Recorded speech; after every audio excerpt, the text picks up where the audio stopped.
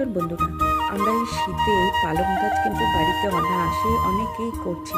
অল্প একটু মাটি থাকলে তোমরা যদি দানাটাকে ভিজিয়ে যে কোনোভাবেই মাটির মধ্যে ছড়িয়ে দিলেই কিন্তু তোমার মাটিতে শুধু যদি একটু গোবর সার মিশিয়ে আগে থেকে রেখে দাও, তাহলেই তোমার এইরকম সুন্দর কিন্তু পালং গাছ হয়ে যাবে। আর দেখো এত বেশি পালং শাক এখানে বেরিয়ে গেছে, সেক্ষেত্রে যদি একটু সরিয়ে না নিই, মানে কি একটু কিছুটা পালং শাক না তুলে নিই, তাহলে কিন্তু ঘন হয়ে গেলে বেশি মোটা হবে না পালং শাকগুলো। সেই জন্য কিছুটা কিছুটা করে আমি তুলে সরিয়ে নিচ্ছি।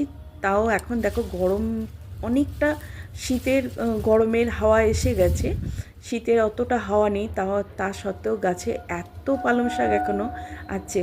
সম্পূর্ণ জৈবভাবে টাটকা বাগান থেকে এইভাবে শাক তুলতে অনেকটাই ভালো লাগে এবং তার টেস্ট কিন্তু অনেকটাই ভালো হয়।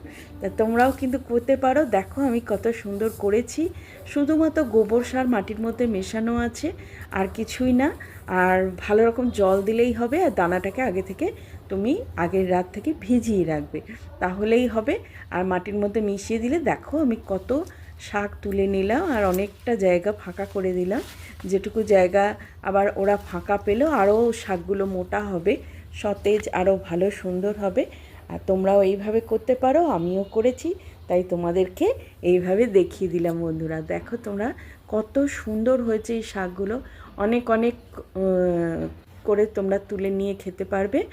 আর এটা আমি একবার দুবার করে খাচ্ছি, আর যদি তুলে নিয়ে খাচ্ছি, আর যদি কেটে কেটে নিই তাহলে এই যেহেতু গরমের এসে যাচ্ছে, এখন আর ওই জন্য কাটছি না, পুরোটা শিকড় শুধু তুলে নিচ্ছি। বন্ধুরা নমস্কার তাহলে।